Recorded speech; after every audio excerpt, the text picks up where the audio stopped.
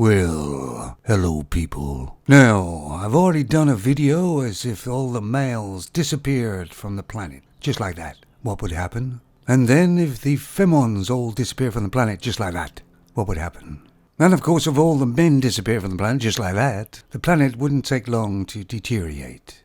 And probably the femons would just die out quickly, and something else would have to take over. Or there may be that the femon would mate with an ape or something, and there would be a hybrid or a lowbred.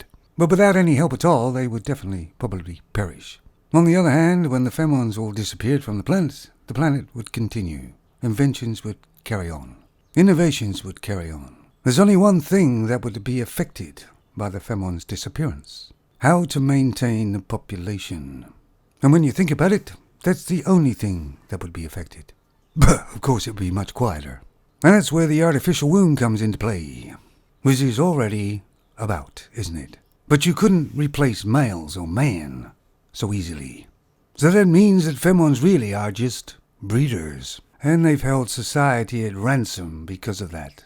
But they've become so damn greedy, and even the femons that don't even want a baby, or even have a baby, and sling it straight to the man to look after. They don't even want to do what they're made for.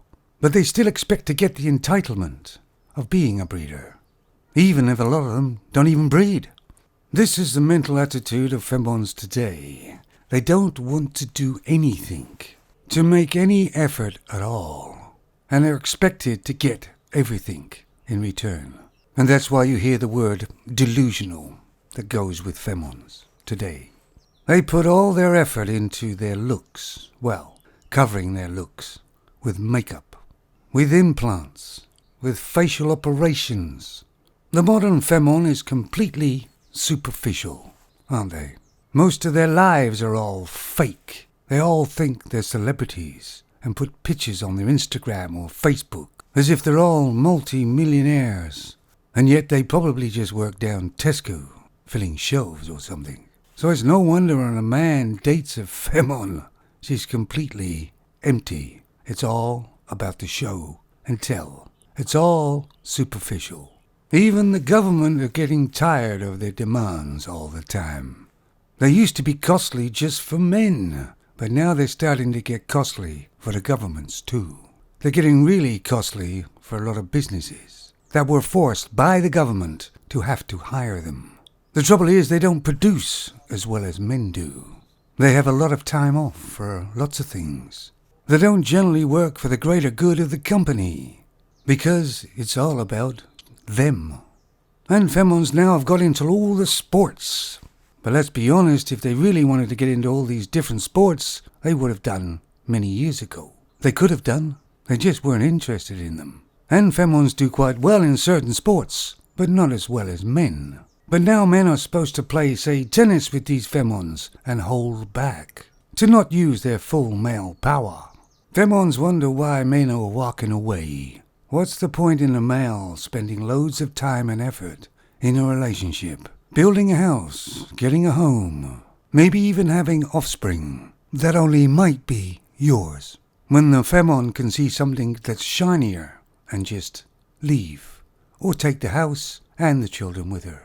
And the man is left with absolutely nothing. And he's the one who's put most of the effort in. This is the way it works. A femon's been married 3 times and divorced 3 times. She has 2 houses, 3 cars, and a cottage by the lake. 4 children, 3 of them from different fathers. A man is divorced twice. And if he's just got an average job, he has nothing. Well, less than nothing. He's probably in debt. He sees the children he's paying for occasionally when the femons deem it okay. And long-term relationships don't fare any better. And the modern femon of today doesn't want to put absolutely anything into the relationship at all. She's just there, and that's enough. She just wants to put her makeup on and walk around and look like a princess.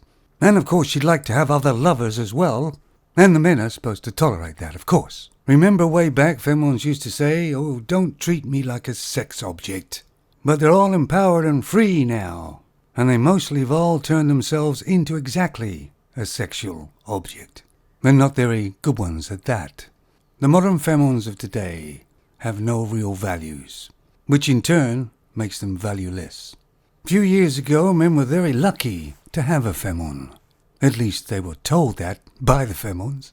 But now a man is very lucky if he doesn't have a femon, because there's absolutely no positives in today's world to have a femon or be in a relationship. In fact, there are negative, not just for males, but for themselves.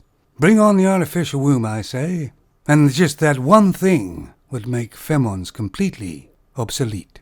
And oh, how times have changed. Men used to get dressed up or whatever and seek out femons.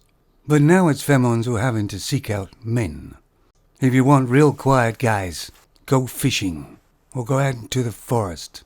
That's one place they don't really go. I remember in Canada walking in the forest, and there's one bird that reminded me of a femon. And that was a blue jay when he was screeching. Here in the UK on the south coast, the seagulls remind me of femons because they're always squawking. So anyway, guys, stay away from the crazies. They'll only bring you down to their level.